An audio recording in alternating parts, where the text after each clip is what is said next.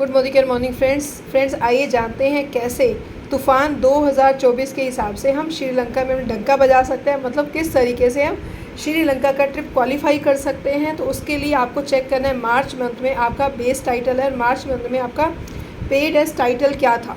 तो आइए पहले हम समझते हैं कि पेड एज टाइटल के हिसाब से करना क्या है। सबसे पहले आप अपना नोट कीजिए कि आपका सबसे पहले पेड अप टू 15% का टाइटल था, एनक्यूडी था या फिर director, senior director, ED, SED और प्लेटिनम। तो सबसे पहले तो ये समझ लेते हैं कि जो श्रीलंका का 3 नाइट्स का जो ट्रिप आया है बेसिकली वो अप टू 15% से लेकर 7% से लेकर टिल प्लेटिनम तक न्यू ज्वाइनिंग भी इसमें पार्ट ले सकती हैं।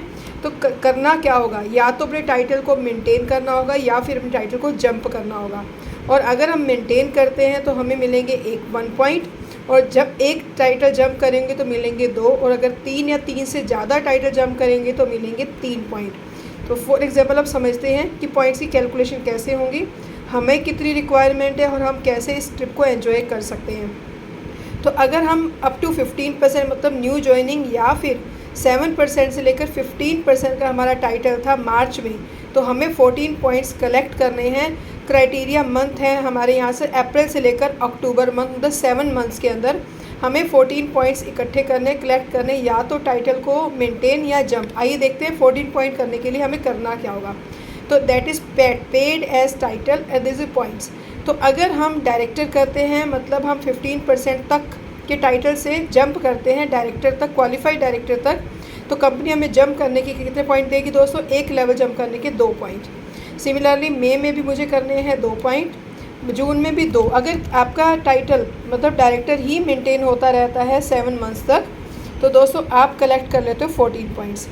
अगर इसमें से आपका किसी मंथ सीनियर डायरेक्टर हो जाता है तो उसके हिसाब से 3 पॉइंट होंगे, तो एसडी के 3 हो जाएंगे, और किसी में एनक्यूडी रहेगा तो फिर वहाँ पर पॉइंट 0 हो जाएंगे। तो आप अपने हिसाब से 14 पॉइंट्स की कैलकुलेशन कर सकते हैं अपने स्ट्रक्चर के हिसाब से। फिर नेक्स्ट बात करते हैं, अगर मार्च मंथ में आप एनक्यूडी थे तो आपको फिर से 14 पॉइंट इकट्ठे करने हैं, paid as title and points. तो अगर एनक्यूडी का टाइटल मेंटेन करने मतलब होता है क्वालिफाइड डायरेक्टर, तो उसके हिसाब से अप्रैल में आपको मिलने चाहिए थे 1 पॉइंट, और मई में भी मिलने चाहिए थे 1 पॉइंट, क्योंकि अर्ली बर्ड ऑफर चल रहा है मोदी की तरफ से। तो अर्ली बर्ड के हिसाब से अगर आप अप्रैल में टाइटल जंप करते हैं तो आपको मिलेंगे 2 पॉइंट। मई में भी अगर टाइटल जंप करते हैं, एक टाइटल जंप करेंगे तो आपको मिल रहे हैं 2। जंप नहीं, यहाँ पर मेंटेन किया आपने एक तरह से, तो मेंटेन करने के बजाय 1 की जगह 2 मिल रहे हैं। और यहाँ भी अगर क्वालिफाइड डायरेक्टर मेंटेन करते हो तो 1 की जगह 2। ये सिर्फ 2 ही मंथ के लिए एप्लीकेबल है, टाइटल मेंटेन करने पर 2 पॉइंट एनक्यूडी से क्यूडी। और अगर आप उन्हीं 2 मंथ में किसी मंथ में एसडी कर लेते हो तो आपको 3 मिलते हैं। अब बचे आपके मान लेते हैं 4 पॉइंट हुए, और आपको 10 पॉइंट्स और करने, और मंथ है आपके पास 5। तो एसडी में मिलेंगे आपको 2 पॉइंट, अगले एसडी में मिलेंगे 2 पॉइंट, नेक्स्ट एसडी। तो आपको 5 महीने लगातार एसडी मेंटेन करना होगा ताकि आपके 10 पॉइंट्स इकट्ठे हो सकें।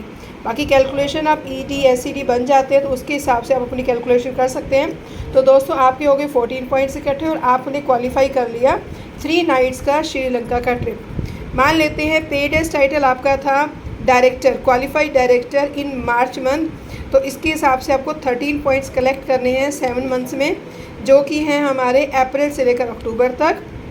पेड एज टाइटल मान लेते हैं क्वालिफाइड डायरेक्टर ही मेंटेन होता है आपका अप्रैल में, तो मेंटेन करने के हिसाब से दोस्तों मिलेंगे 1 पॉइंट।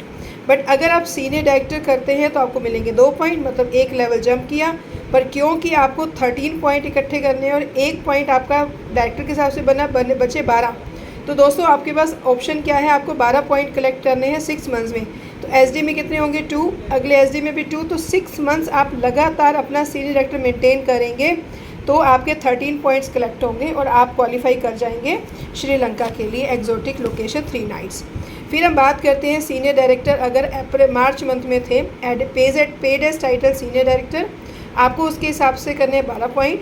तो अकॉर्डिंग टू दैट अगेन अगर 2 महीने आप एसडी मेंटेन करते हैं तो 1-1 पॉइंट, और बाकी के 5 मंथ्स में आपको ईडी मेंटेन करना होगा, तभी आपके 12 पॉइंट इकट्ठे हो सकते हैं। अकॉर्डिंग टू दैट कभी एससीडी बनोगे कभी ईडी, तो आप अपने पॉइंट कैलकुलेट कर पाएंगे जब अगर डबल जंप करते हैं तो। सिमिलरली ईडी थे 11 पॉइंट इकट्ठे करने हैं पेड एज टाइटल, अगर आप 3 मंथ्स लगातार ईडी, आगे पीछे भी हो सकते हैं ये सीक्वेंस। अगर अप्रैल से लेकर अक्टूबर तक 3 महीने कोई भी आप ईडी मेंटेन करते हैं और 4 महीने आप एससीडी मेंटेन करते हैं, तो उसके हिसाब से हमने 11 पॉइंट इकट्ठे किए, आप क्वालिफाई कर जाएंगे।